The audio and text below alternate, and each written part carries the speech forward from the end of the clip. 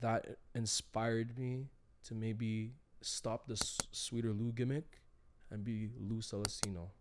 I just want to be me. When I speak to the public, when I speak on podcasts, it's all coming straight from the heart. I want to be as authentic as I can be, so that when people see me outside, they're like, "Oh, what the fuck?" Like I see him like this, but like he's still the same person. That's so cool. You know what I mean? There's nothing to be ashamed of, bro. Like, and that's where the whole like loving yourself and being confident with yourself comes from. Because even if I'm vulnerable and I speak some super like sad shit, it's what I went through. It's what I had to face. It's what I had to overcome. So why am I gonna like be embarrassed about it? That experience, that moment of my life made me who I am today. You know what I mean?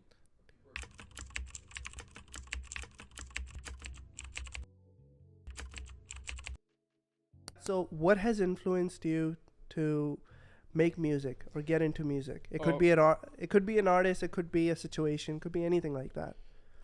Okay, so I grew up like such a huge fan of like R&B music. So like back then it was like Mario, Neo, all these guys. Like I used to like just love R&B music. Chris Brown and Bruno Mars. And what really, really took everything to the next level was the Weeknd's like album during COVID, After Hours. After Hours. That's like my all-time favorite album, like from this generation. Like it's absolutely like from the production to the lyrics to everything. I'm like, cause like I have the ear to like, I hear shit that people probably don't hear, and I'm just like, wow, this is like a masterpiece. You know what I mean? What is it that you hear that people don't hear?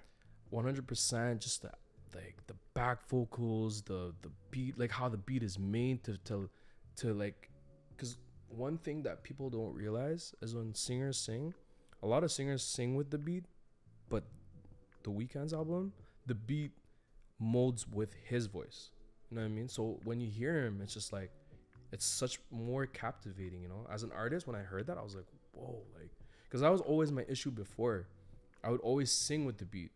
You know what I mean? I don't know if people understand where I'm coming from, but like when you hear music now, like my recent music, like the music I'm releasing now, it's more of that. It's like you'll hear me more than the beat. You know what I mean? Not doesn't mean that the beat is gonna be lower, or you know what I mean, but right. You'll understand. Like I would advise to listen to the Weeknd's album again, and you'll just hear that his voice is like an instrument. It's being used that way. Okay. You know what I mean? And it's more captivating. It is my top 3 album of all time too. Mm-hmm. Yeah. It just hits hard in the soul, especially in the times where like things were like unsure. Life was like, indeed, yeah. Are we gonna go through this like COVID thing for another 10 years? Yeah. It was just my sanctuary of like comfort and just like facing the reality at the time, And at the time too, as a man, we all go through things that hurt us, but we don't really express it, or we don't really we hide that feeling, and then life is going on, so like you kind of set things aside. At that very moment during COVID, you had to face reality because you're in bed alone, and you're just like, I really went through that. Even if it was like 2 years ago, you're just like, that person really did that to me, So when I was listening to his album, I'm like, I remember when I felt that way. Everything was coming back, and it was like a moment of like facing what I had just put aside. So that's why that album like resonates with me so much, and that inspired me to maybe stop the sweeter Lou gimmick and be Lou Celestino. Okay. Yeah. So now I'm Lou Celestino, because when I write my songs, when I portray myself to the public, I'm me. There's no like, for example, I realize a lot of artists pull this like, I don't know, this like persona of like, that's not who really, like, you seen them some way on the social and as an artist, but then outside, it's like, this is two different people. Why is it that they do this? I don't understand. I have absolutely no clue, but I feel like it's just like, maybe they care about their image too much. They could be doing it for the wrong reasons. Indeed. There we go. That's exactly. and that's not what I'm trying to do. I just want to be me. When I speak to the public, when I speak on podcasts, it's all coming straight from the heart. You know, I want to be as authentic as I can be, so that when people see me outside, they're like, "Oh, what the fuck?" Like, I see him like this, but like he's still the same person.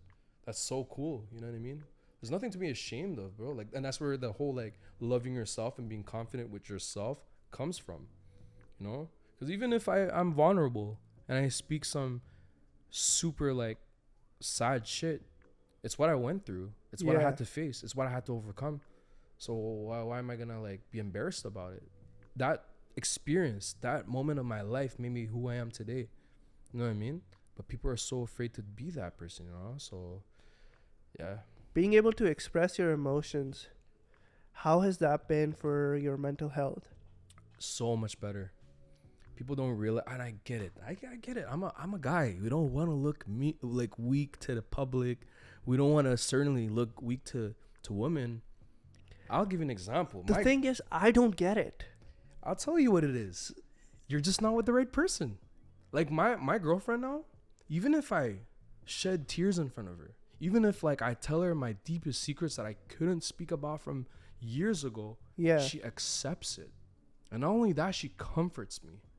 You know how many girls I've been with in the past, I would talk about this and like, oh, that's kind of, they're just like turned off a bit. Yeah. You're just not with the right Dude, person. I'm in the exact same boat. Sorry, I keep interrupting you. No. We're having a conversation. Come on, let's talk, bro. What I was gonna say was, why is it that men are still afraid to talk about their mental health? It has, but I feel like it's a lot better now because of like everything now. You know, like there's just so much things that people are more sensitive about now, so it's good. But I think it's just like how it, I guess in the past, like the how everything was portrayed. You know, there was no social media, no awareness, no nothing. You know, so I feel like it's that. So it's like at least now people are more open to it, but there's still that issue. And I advise for men, for my homies, everybody out there to just like be vulnerable, man. There's nothing wrong with it. Stop trying to like act like you're top shit. You know what I mean? So alpha. I'm an alpha male, but bro, fuck it, man. Like if one day you're gonna have kids, you're gonna have all this. You're gonna act like a alpha male in front of your kids, bro. Like nah, bro. Like, you know, if one day I have a daughter and she says, "Daddy, wear a dress," you don't fucking think I'm gonna do it? Obviously I'm gonna do it. That's my daughter. Like, you know what I mean? That's my little princess. You know what I mean? So it's just shit like that. And also that also comes with, because bro, I'm so confident with myself. I don't care. You know and I mean? See that, and I fucking love it. Yeah, for real. You know, like I'm not gonna care about people's opinion that I don't even like eat in the same table with. What do they bring to the table for me? So why am I gonna trip about them? Why am I gonna let them live rent free in my fucking brain? I have other shit to worry about. You know what I'm saying? Yeah, how can a person be real and authentic? Just be real with them. That's the honest question. Because when you're being real with them and you're being genuine, they're gonna feel the vibe and they're just gonna be like, shit, like he's not afraid to like be vulnerable with me. So why should I be? You know what I mean? I tell you what, man, I was at a press conference and a very like corporate, as corporate as you can get. Okay. And I started talking with this guy about meditation and like his mental health and stuff like that. And he told me like, I've never ever spoken about my mental health, not even to my wife. And the reason why I mentioned that is because I talked about my like meditation journey and my mental health, and that's how he was able to open up as well. So I gave him my real self, and then he gave me his real self. So that's the best. Spot on. Yeah, that is the honest, absolutely most authentic answer you could ever get, because it's a two-way street, man. If you're gonna be authentic with me, I'll be authentic with you back. And if you don't want to, I mean, no, tant pis, it's your fault, you know, like. Yeah. But that's it, you know what I'm saying? Yeah. British GQ. Talk about that. Oh man, British GQ. That was actually crazy, man. So Mercy House, they're a local brand. The owner's actually Filipino. Okay.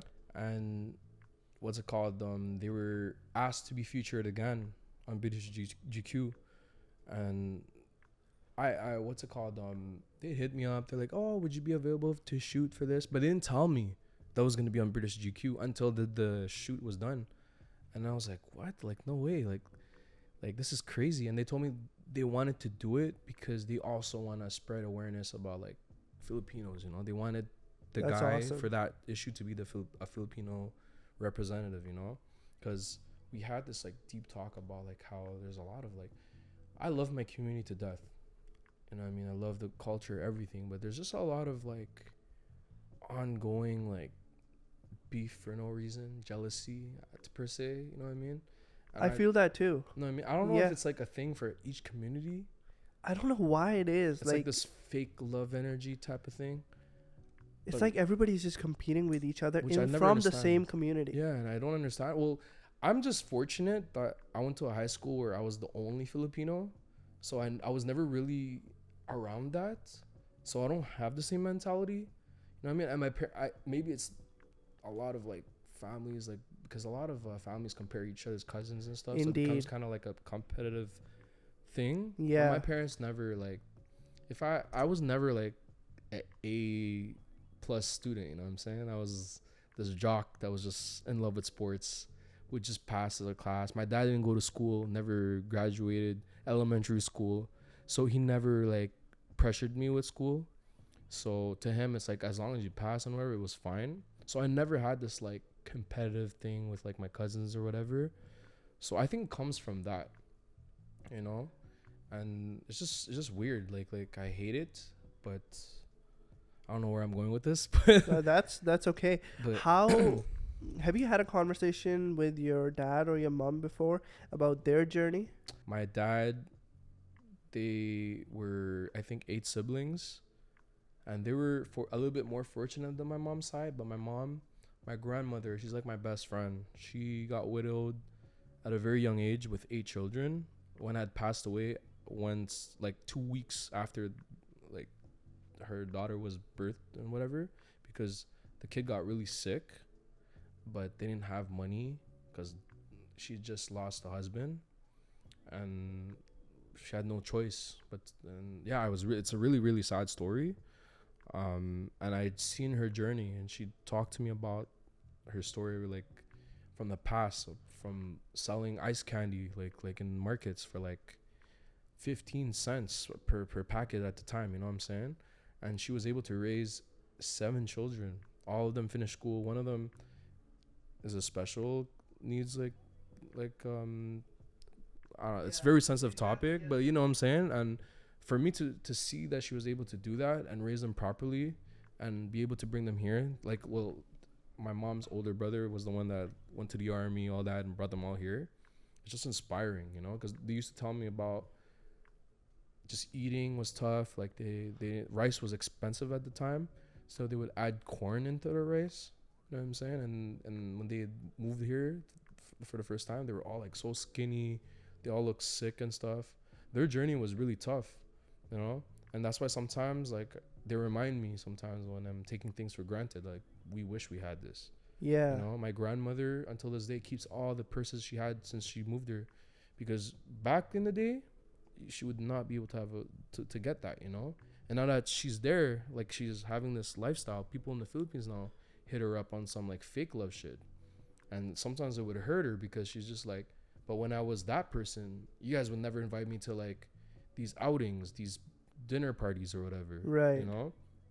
So their upbringing definitely like has to do a lot with the inspiration and the drive that I have, because I know what I have, and I know that it's in me because of them. They were always fighters, and I'm always gonna be a fighter too, you know?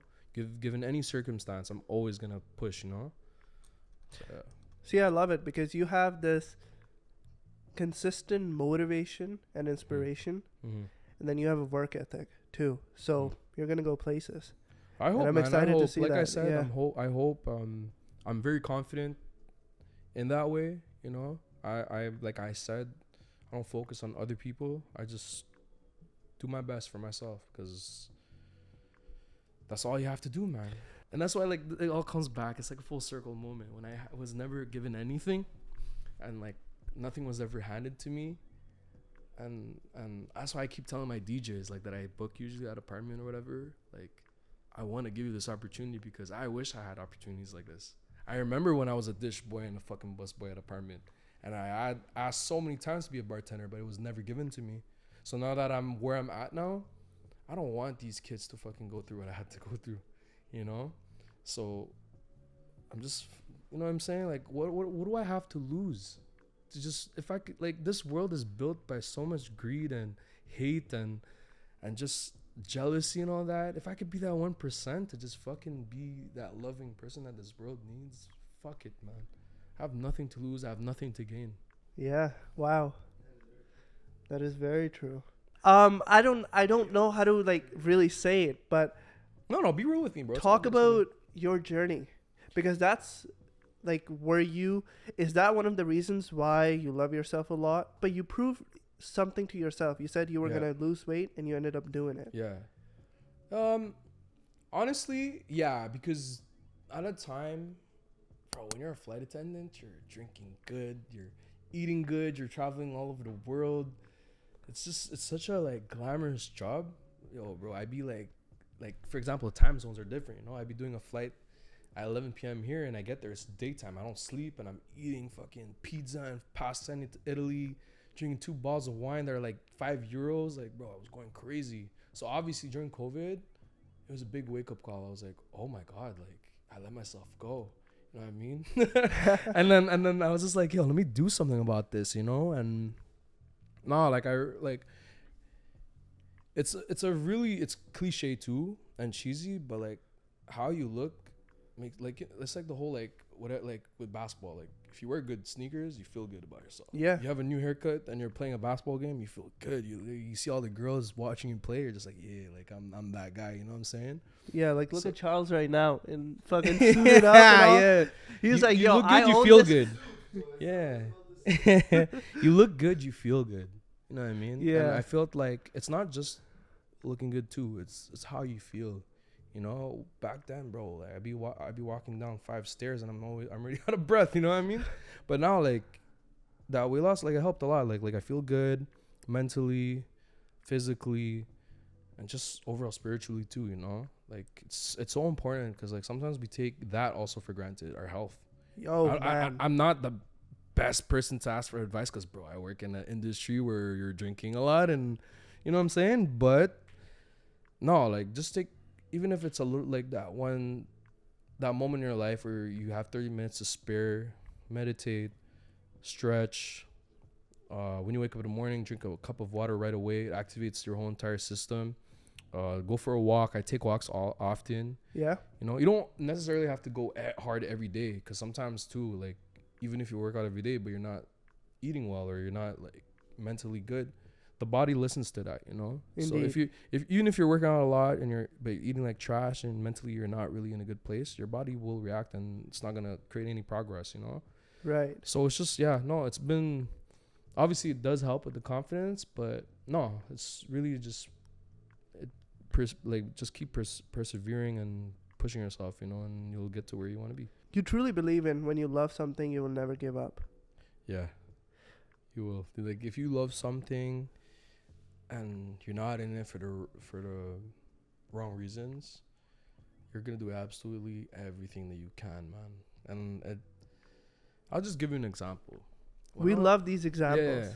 When I was young, I loved basketball. Like basketball was my life, bro. Wake up in the morning, gym. Fucking after lunch, shoot around. Like maybe like in a day, I would spend more than 8 hours a day on basketball, you know? And I knew I loved it because even in the moments where I was broken ankle, sprained ankle, like tears on my joints and everything, I'm still gonna play. You know what I'm saying? Yeah. And I'm still gonna do my best to prove that, like, or just to win. You know what I mean? The will to win, it's in there. The mama mentality, that shit's real, bro. Like, you know, like I know it's Kobe, but it just, anyone in general, when you love something, you're gonna fucking kill yourself for it. You know what I'm saying? So it's very true. I remember days where I'm just like, I don't want to get up, but I'm just like, but yo, I want to fucking do it. There's no fucking excuse. Or like I have a big ass tournament, I'm gonna go extra harder, and it's not because I want to win. Yeah, obviously, yeah. Well, yeah, But I it's mean, because obviously. I love it. You know what I'm saying? It was my first breakup, man. My first heartache when I realized that I'm not gonna grow no more and I'm not gonna be a basketball player. But like, and I have to accept the reality of NBA is not a thing. But How is no, that like? oh, bro, it's actually a real thing. Like that's another topic to talk about. Like athletes like stopping from like the harsh reality of like you're actually not gonna be like you're gonna have to stop like everything because that's all you've known since you were a child. Yeah, It actually fucks you up mentally. There's like real shit about it. because I asked Noel the same question because he Yeah. played football for He played football basically all of his life. No, it's definitely tough because it's a big like it's like a gap in your life. You're just like, I have so much free time. Like, what the fuck am I gonna do with it? You know what I mean? But going back to the love thing, when you love something, you're gonna go like miles and miles. You're gonna climb Mount Everest for it. You know what I'm saying? And that's how I feel about music, man. It's just my sanctuary, you know. Like I feel good. I'm able to be with like real with myself, and yeah, like it's tough. It's not an easy task, and it's not an easy dream per se. But all I know is that I love it, and I'm gonna continue to do it. You know. What is your routine like in terms of being a musician? Like, how many times are you going in the studio? What are you doing in terms of, like, are you going to vocal lessons and stuff like that? So actually, this year, I took a bit of a hiatus just because I wanted to take care of my mental health. But usually what I do is but I still like write here and there. On my notes, I have a bunch of like lyrics and stuff because it's so weird. Sometimes I'd be like just thinking about a line and I just write it down because I'm like, oh, I can't forget it, you know. And sometimes on my voice notes, I would have melodies that I feel like it's catchy, you know what I mean? But usually when I'm locked in, it's like studio every week, you know what I mean? And there's that. There's also like hitting up people, like networking events, like to just like meet people and stuff. It's a lot of work. People don't realize that like it's more than just like releasing a song. And that's why I feel like this has to be said, but like sharing people's art means the world to us. That one share, it's like we're not even asking you guys to like, you know what I mean? Just Yeah, like, no, like 100%. One comment, one like. comment, one like, one post, like repost, bro. That means the absolute world to us because sometimes just one release of a song could cost up to 2K. People don't realize that. Marketing, cover art, press, just the Music time video. you know what I'm saying? Music video, releasing a song, paying like the producer, paying the engineer, this is that. They don't realize. They're just like, oh, he's releasing a track. Even taking the time to listen to it and just writing like I enjoyed this line. I enjoyed this. Maybe you could have done this better, but it's okay. Next time, you know, it means the world to us. You know what I'm saying? So like, I feel like that's another thing that people have to like really like be more aware of. You know, it takes a lot of work and a lot of time to make these things happen. You know. So your day-to-day life kind of changes based on what album or what single and stuff like that. It's also based on how I feel at the moment, you know. Yes. Like I am releasing an EP this year, like not this year, 2024. Okay. I am, and that EP was based on what I felt. Well, like why I actually took time hiatus to fix my mental health, you know. And to just like be better in that better headspace, you know. Like now you can see I'm talking and it seems like I have like my shit together and shit, but it took time for me to get back to where I'm feeling now, you know. And yeah, it's like sometimes people release happy stuff because they're happy at the moment when they wrote all those songs, but sometimes they're depressed and then the songs are depressing, you know. But yeah, no, it's really that, you know. Talk about that music video. I forgot the name, but with snakes.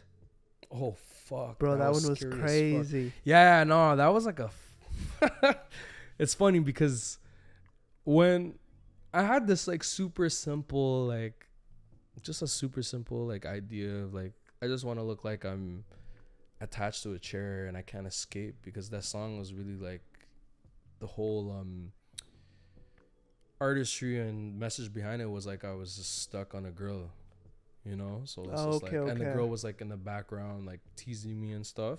That was the original idea. But then when I got there, they're like, yeah, we have snakes. I'm just like, wait, what? Like, what the fuck? Like real snakes or fake snakes, you know?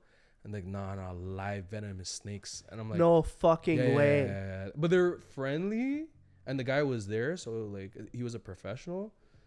But I was like, bro, what? Like I'm really doing this right now? And they put it around my neck and shit, and I was like, Thank you. yeah, I was like super like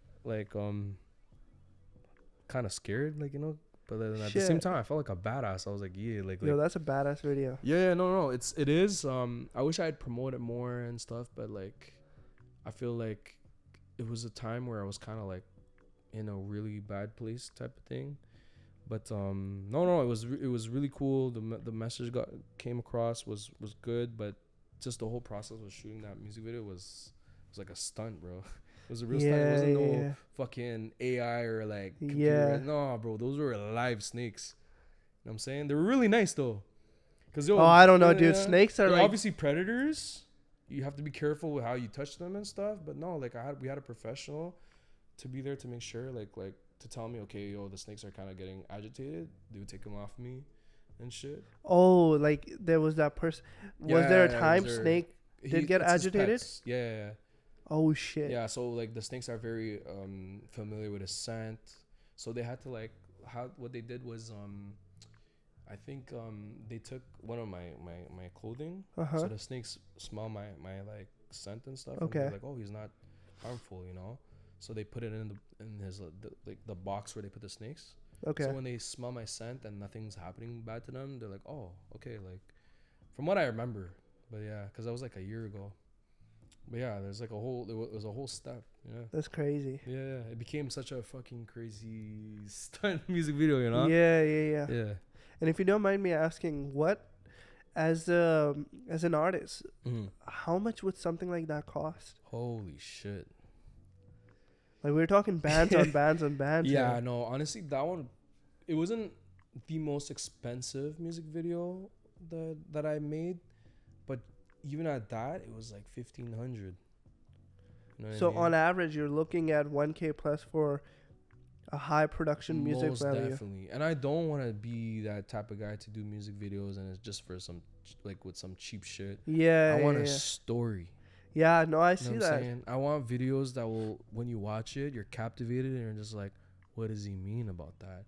You know, like film, because I'm such a like, I love film, bro. I love watching movies and I love those movies with like a twist, you know? Yeah. So I feel like as an art, I have this platform of like, it's like artistry. I feel like I want people to come out with something with, you know? Not just some like flashy cars, girls fucking twerking and shit. Nah, like that's cool, but like I want people to understand more. Like it's a film. When you watch a music video, it's a film. Yeah. For me. You know? What was I bet the video I forgot the place, but the cafe where you were the barista or server? When I was the waiter, the server? Yeah. Yeah, that was actually one of my first music videos. That was when I was still known as Sweeter Lou. Right. What was the message behind it? Cause you used to work there, right? Yeah, La Petite vibe. Yeah, La Petite. Yeah. And then for you to shoot the music video there and for it to come out, how did you feel? Honestly, that one was, I'll never forget that one, because that was the time when I was still like trying to figure out who I was as an artist and stuff, and I was with like the people in the video were all my friends during COVID, you know, like the people that I was still like in contact with and stuff, and just getting it, like also the fact that like I was so camera shy, that like kind of broke the ice for me. So now I'm so comfortable in front of the camera and everything. It's like performing, like when before my first performance, I was scared, but that broke the ice, you know. So that was like the biggest like icebreaker for me for like my whole like shooting and stuff, you know. I want to talk about the person. I forgot his name, but he was working with you at La Petite, and he was like, yo, Lou, you should pursue music. Oh, Chops Chops for me was like a big brother. So I used to like kind of work with them at Tokyo Bar. Ace the Kid, me, we used to like, we were kind of like gonna be like the second generation of Goon Tribe at the time. So we still kept contact and stuff. And when I like put out my first song, like demo and everything, he was the first person I like really like hit up to like show, because I wanted to know like if this could be a possibility, you know, like what does he think about my writing now and stuff. And he was actually the one that said like, yo, you improved so much, like, yo, this is a fucking banger, what the fuck. And yeah, he's the one that really pushed me to do this, you know. Obviously, like, life happens, we not necessarily like a fallout, but like, you know, just life happens, you know. Life happens. I'd gone a different direction. I got into the RBC music thing, and I just felt like there's just certain things that maybe I have to do on my own. And no, but he is like the big brother. I take whatever he tells me to like serious, because I've never really had a big brother, you know. So he was that for me when I the time when I was like kind of lost with life too. He was the one there for me and stuff, you know. And shout out to him, because like if we didn't have that conversation, I don't think I'd pursue music like that, you know. Isn't it nuts? I mean, because who thought that day you were gonna wake up and have a conversation like that with him, and that crazy, man. Kind of changed the trajectory of your life. It's crazy, man. It's crazy. Life is fucking nuts. It's nuts, bro. Like, it could take that one single talk that could change your mind. It's like one of my homies now, and I'll bring that up with him about him. He does like boxing now and stuff. Like, he teaches boxing.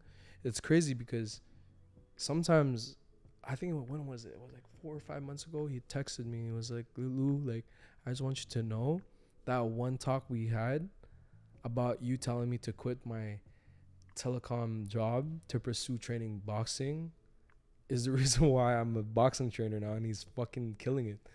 You know, it's sometimes it's just that one talk, you know. That's why I say, like, just be authentic, bro. Just fucking don't act like a superstar. Cause you know how like there's some people that are so snobby with other people, bro. Like, you don't know who you're gonna be shaking your hands with. Who, like, there's so many times where like I'm sitting beside someone on a plane and they've inspired me in such a great way.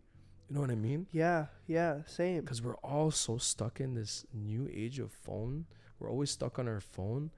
Take fucking an hour of your day to just put your phone in your fucking pockets, bro. That's why I'm on Do Not Disturb. People fucking hate it. I'm always getting shot on because I'm not answering my phones and shit, but it's because I want to be in reality. You know, the reality is not your phone. It's your surroundings. It's the person in front of you. It's the person that like is walking by you. You know what I'm saying? Yeah, 100%. You know what I'm saying? But unfortunately, at least that's how I see it right now. The reality is the phone for people. It is, you know what I'm saying? Social media, just trying to look cool for people, for the gram, for the likes. The fuck, bro? Like, you're telling me, like, you would not post something because you're scared you won't get that much likes because you're going to lose followers? Like, I know people, this is another thing that I did for my mental health and just, like, my confidence in general. When I post a story, I don't give a fuck who looks at it, bro. You know how some people, like, they post stories and they check who looks. It's not on some hate shit neither. I get it. But, like, just little habits like that, take it away. You know what I mean? Like, if you post something, be firm with it. It might look embarrassing. It might look stupid. But if you post it, it's because you know it's what you want to put out there, you know? Yeah. No point of looking through your phone and looking at every 30 seconds who checked, you know what I mean? How many views you got, you know? I don't check that shit, you know? If I post, it's because I post, you know? Yeah. It's just the phone, man. It's such a fucking enemy, bro. Like, bro, you know for real. It's kind of like our brain, whereas we think it works for us, but it actually works against us. It does, bro. Like, I've gone times where I've had no phone for like 6 months, bro, and it was the happiest time. No phone for 6 months. For 6 months, bro. The only thing I had was WhatsApp. I didn't give my phone number to nobody, so if you want to contact me, it's through WhatsApp. Like, yeah. Oh, were you in the Philippines at that time? No, I was here. I think I deactivated my Instagram for 6 months too, Snapchat at the time, all that shit. Like, I just didn't know what the fuck was going on with the world. All I know, the only thing I was faced with was what is in front of me, you know. So I didn't know what people were doing. I was just doing what I wanted to do. Just because there's like a big party there, I don't fucking know about it, so I don't have to fucking, you know, I just do what I want to do. You know what I mean? I talk to who I want to talk to, you know what I mean? Sometimes it helps. 100%. You know what I'm saying? That's crazy. 6 months, no phone. No phone, bro. But people can't do that nowadays, bro. You need your phone all the time. I don't know if anybody can do that right now, especially. You know, especially with TikTok and shit now, bro. Like, are you on TikTok? I am, but like not really. You know what I mean? I try not to like spend too much time on TikTok, because I realize like after like a few, like I'll be on my phone looking at videos, and next thing you know, it's been an hour. Yeah. You know what I'm saying? And that's crazy, like, bro. And it turned my mind into a short, like now I'm like starting to like short span videos, but I don't want that. I want to enjoy art videos, people putting out videos for like an hour or whatever. Because I feel like you could get inspired by anything, bro. You can 100%. That's why like I kind of have to put the short form content out to make people more aware of these conversations. Yeah. But in an ideal world, I would not want to put them out. But, you know, you got to do what you got to do. You got to do what you got to do. Exactly. No? This is a short answer segment. Okay. So I'm going to throw some questions at you. Okay. What brand or project you have an eye on these days? Brand or project? Like from other people or like myself? It could be anything. Just as a creative, what project or brand you kind of have your eye on? Brands... Honestly, because even at that, like I'm not really too focused on fashion as much as I used to be, because I try to like preserve my money on myself more, you know what I mean, like saving up and all that. So I'm trying to, because I eventually want to have my own stuff, you know, because I feel like I've actually unfollowed a lot of like high-end brands and stuff, just because it's a trick, bro.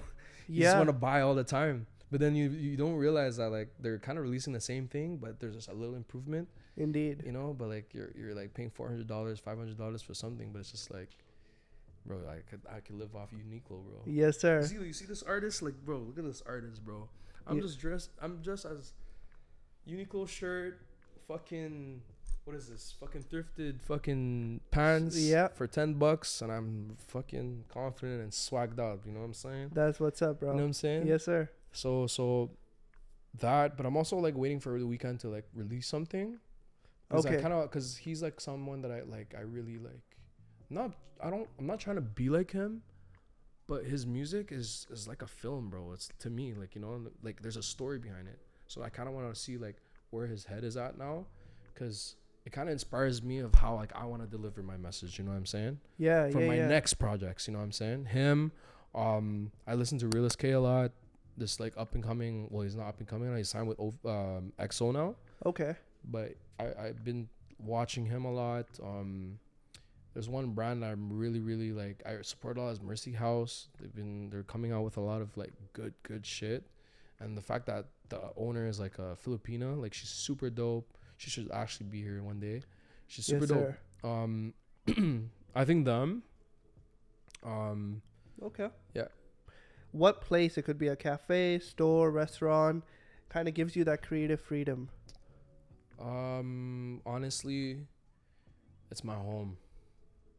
I don't really like being in public places around a lot of, because like I easily get distracted too. What's the exact address to your place, Lou? Nah, but my place, honestly, because like I feel like I'm at home and I'm within my own bubble, you know. Yeah. Because I'm the type, I'm so like out. I guess I'm both introvert and extrovert, but I love conversating with people. So if I'm at a cafe, I'm just gonna say hi and shit. You know what I mean?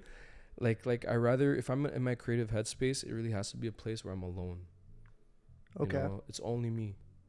Any book you would want to recommend? Yo, this is your question, baby. We literally just spoke about this. Honestly, it's War of Art. It's such a short read.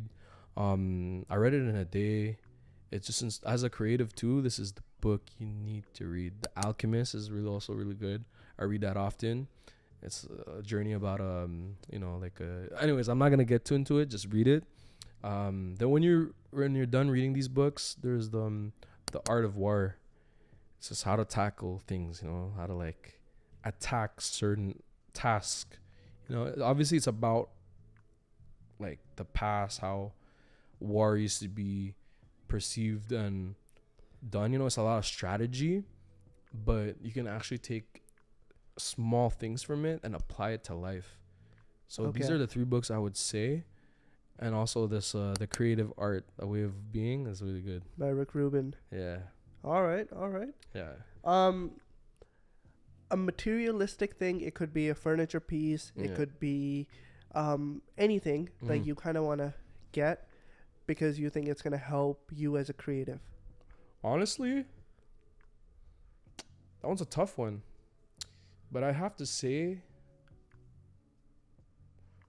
one thing I've always wanted to get is just like wow, this is a tough one. This is a really tough one. Bro, take your time, man. I feel like I think the one thing I would probably get is more like equipment for like just like to record and stuff. It's kind of expensive, so I do have a mic, but it broke. I have the softwares and everything. Oh, probably a desk. It's the simplest. One of the standing desks from IKEA, or any desk. Yeah, just anything. Like, to be honest, because like sometimes, bro, I'd be fucking like sitting on a stool and shit. Like maybe just a desk where I could actually like sit down, edit stuff and all that. Bro, you can get a desk for $50. I know. Let's get you a desk. I mean, but really, and better speakers. Yeah. And like soundproof walls, because at my place I'd be getting noise complaints before about how I'm fucking noisy and shit. But it's just because like I have to kind of put it loud because I want to hear everything, Okay. Yeah. So maybe that soundproof like stuff to make my walls like. So better. equipment. Gotcha. Yeah. And person would be The Weeknd, who inspired your creative journey. The Weeknd, Michael Jackson, Bruno Mars, Bieber now. Bieber, bro. I really slept on him a lot, bro, because I used to think that he was just too cheesy, bro. And the fact that all the girls were like, "Oh my God, Bieber!" Like, it's kind of fucking annoying, But now that I listened to his album Justice, I was like, wow, this is a work of art. You know what I mean? So him, those are like the artists that I really listen to. Oh, one that people are kind of not aware of is Black Atlas. I love that guy. He's from Montreal.